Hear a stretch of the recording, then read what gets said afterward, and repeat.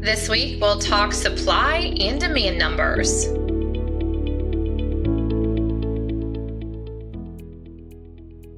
Welcome to the weekly livestock market update on Brownfield. I'm your host, Meghan Grebner. With us this week is ag economist Charley Martinez with the University of Tennessee.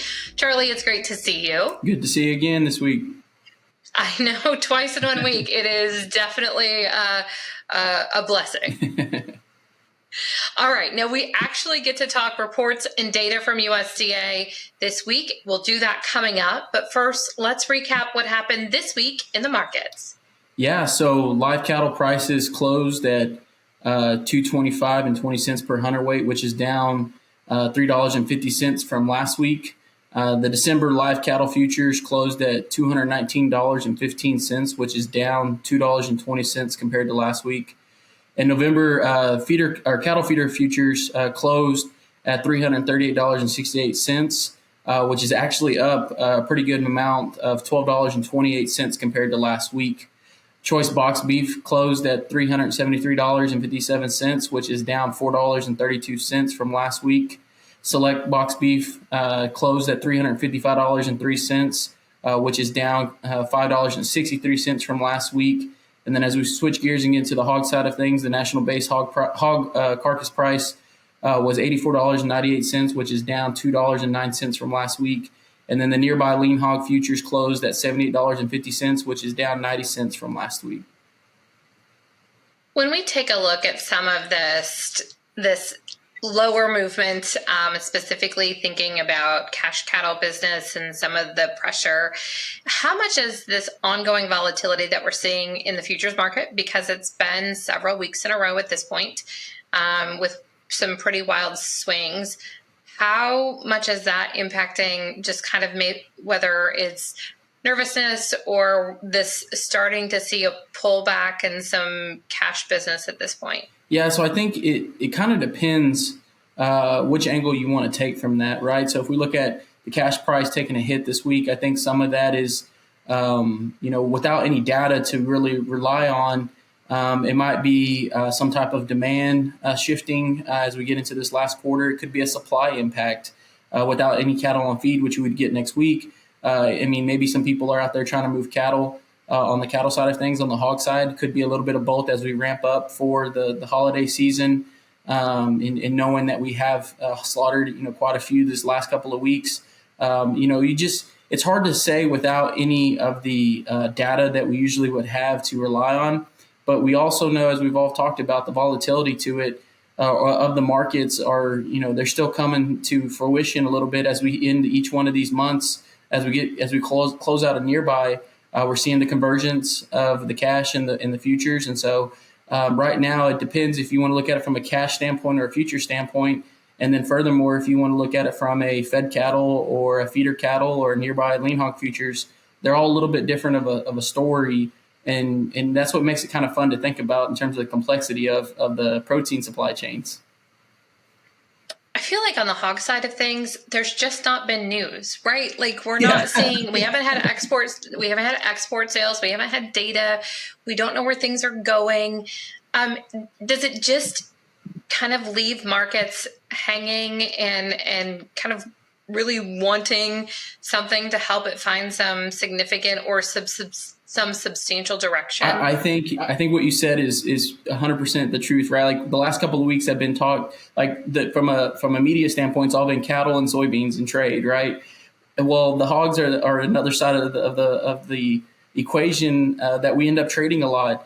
And I think with so much uncertainty and just kind of no news, sometimes no news is good news, but in this situation, I think the no news is leaving the market to kind of just go sideways, give a little bit, and just kind of waiting for some type of report or information. And I think we got a little bit of that today in the WASDE report, and we'll get into that later. But when we think about just as we close out the rest of this year, getting into the next quarter of 2026, I think it's still kind of in a wait-and-see pattern, especially if we get some trade data. We might see some movement in terms of what kind of demand we have out there that we didn't know outside of if you're a someone that's a large player in the pork business. You might not really have much information to really go off of, and if a price is offered, you're accepting it because you really have no other information to go off of. All right. You mentioned supply and demand. We'll get into that coming up. Let's talk slaughter numbers and how are things stacking up as we look on both the cattle and the hog side. Yeah, so cattle slaughter for the week was at 576,000, which is up 16,000 head compared to last week, down approximately 33,000 last year. And then as we start, again, we don't get a estimate from year over year change, but in our numbers, it's around 7%. On the hog side of things, hog slaughter for the week was at 2.716 million, which was up 88,000 compared to last week, and down just approximately 84,000 compared to a year ago. And then year-to-date slaughter is estimated to be around that 2%. I think when we start seeing the cattle slaughter numbers and we see the volume go up, if we see volume go up but cash price going down, that should signal to us some of the probably supplies that were in that feed yard or in the feed yards that are trying to go ahead and clear out. And at that point, I would really like to know what the inventory is, and that's what next week we'll get that information, because when we see that much go out, week over week change, it's kind of interesting to think about from a marketing standpoint.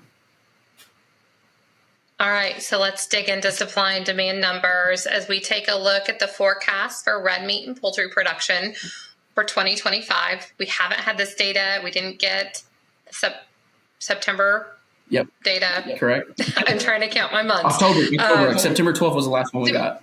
Yep, September 12th was the last one that we received. So nothing in October. We're a little delayed on this one coming out in November. Mm-hmm. So as we look, how are things stacking up, and where are they in terms of what your expectations were going into this report? Yeah, so from the get-go, if anyone looks up the WASD, you got to get through the crop side of things in milk before you get to the crop side before you get to the milk and livestock. But if you get there, the first part you'll see is forecast for red meat and poultry production. They actually have it lowered from the September report with lower beef, pork, and turkey production. They do acknowledge that there's a increase of broiler production. So in just total protein supply, lower numbers in beef, pork, and turkey, and higher in poultry. When we just talked about the increased production week over week of beef and pork, that's accounted for in these reports and these forecasts moving forward. So to me, it's we get one report saying they're expecting lower production, and then we just got a slaughter report that said we're up this week. So it'll be something to kind of monitor as we keep getting through the rest of the year. On the beef side of things, beef production is lowered on reduced steer and heifer slaughter, and lower weights partially offset the reduction, but also we have higher expected cow and bull slaughter, so the cold market. So we have, from a feeding standpoint, lower fed cattle, steers, and heifers being slaughtered, but the lack of production in terms of numbers is getting offset by the weights of each one of those, but also the increased slaughter from the cold cow and cold bull market. And I think that if you've been marketing animals in the cold side of things, you've been pretty happy with the checks that you've been getting for those. For 2026, though, we get kind of a peak as we get closer to 2026. This is where the WASI reports really become handy because it gives us a first glimpse into next year and next quarter, especially from a market outlook standpoint. Beef production is lowered on reduced steer and heifer slaughter with slower rates. Fed cattle marketing is expected to carry into the first half of 2026. So a little nugget there is that lower marketings is what's being kind of put into this equation moving forward. Meaning I expect next week's cattle on feed report to probably signal the same thing. A little just a snippet there. When we start talking about trade, though, beef imports forecast for 2025 and 2026 were unchanged from the 2020 or from the September report. Based off of U.S. Census data reported through July, beef exports are reduced in the third quarter of 2025, but forward it remained unchanged for 2025 and 2026. And so when we see that, I think that kind of holds par with we expect higher levels of imports as we have tight domestic supplies. We expect lower exports because of the tight domestic supplies, and so they're in the WASI report acknowledging that it's going to be continued the same way throughout the rest of this year and as we get into 2026. Of course, all of this could also change month to month with some type of either trade deal or some tariff adjustments, all of that can also impact these reports. So as of today, this is where everything sits. On the beef side, before we dig and switch into pork, on the import side of things, if there is a tariff correction in thinking about Brazil or thinking about some of these other conversations we're having, how does that potentially change what's coming in for the forecast? And does that then change how we look at production output? For 2020, the rest of 2025 into 2026. Yeah. So if you read the WASI reports, you have beginning stocks, which is our current or whatever the time frame beginning is, our beef production that we have, plus whatever domestic production we have, minus exports plus imports, and that gives us our ending stocks. For if you're a crop person, that makes a lot of sense. If you're not a stock or a row crops person, you're kind of like, what does that mean? So basically what we make, you take out what we send out, and then we add in what we bring in. And if we think about that, we know that we've had increased levels of imports because of the tight domestic supply. But if we were to start bringing in more imports that adjust our stocks or our ending stocks for the rest of this year or at the beginning of next year, and that will, not necessarily impact the cow-calf level or even the feeding level, but if we're bringing in product, it's really going to start being injected past the packing plant as we get to the wholesale retail level. And, that's where it'll hit the consumer. Right now we have really strong demand. I don't think, if we were to maintain price or, pull back price at the retail level, I don't think that hurts demand in any way. So maintaining strong demand, I think, is at the forefront of the beef industry right now as we work our way through this. And, if we bring in some imports to keep price either from running away and getting so high, I don't think that's really a bad thing in order to maintain that demand that we've seen. That's at this time some of the highest we've ever seen for beef. My other question, Charley, before we switch to the pork side of things, if we start to see retention and expansion, I would assume our production is going to drop also, right? Yep. Yes, so if we keep everything as such, so like our trade deals or whatever we're currently working at is what we continue on through with, we'll see a pullback of domestic beef production because those animals are not going to be going to the feed yard. The females will be getting held for rebuilding of the herd. But also then if we think about that, the question becomes to the cull cow market. Do we see cull cows being held a little bit longer or not? But if we see that happening, we're going to see beef price continue to increase because in the short run we'll have less supply, a shock of less supply to the system. But then also that's going to, as if everything's still held constant today, moving forward, that will equate to higher retail beef prices in the short run. And then as we offset that with increased supply, as those animals have calves and we start getting those calves in the supply chain, then we'll see prices start to adjust. But even then, we're still talking about 18 months out if there was a clear sign of a rebuild beginning, which next month or next week will be, somewhat of a little bit of help, but we really won't know until we get to January 1 cattle inventory reports. And then also lack of cattle coming in from Mexico coming into play here as well, because as we look at production for 2026. Yeah, so I said everything as it kept held constant. That incorporates, cattle not coming in from Mexico. But if we did open up the border and we start bringing in some of that supply, that could help offset the people holding back females that would normally go into the feed yard. They're being held back to be in the rebuild. They can get offset by numbers coming in from Mexico from a feeder calf standpoint that would go into the feed yards and go on throughout the supply chain. But so we have two ways to offset something like that, right? If we start the rebuild, we can increase imports, or we can imports via product like beef product, or imports of fed cattle or feeder cattle and fed cattle to a certain extent as well from both Canada and Mexico. Those are ways that we can offset that from a domestic production standpoint. I feel like on the beef side and probably on the pork side too, we're going to have plenty to talk about as we get into 2026. Yes. All right. So let's talk pork production. And what are you seeing, and what is USDA looking ahead to for the next year? Yeah, so if we get into the pork side of things, pork production is forecasted to be lower on a slower pace of slaughter through early November, more than offsetting the high dress weights that we're seeing. Slaughter forecasts are also reflected in the updated 2025 hog inventories and pig crops provided in the September 25th quarterly hogs and pigs report.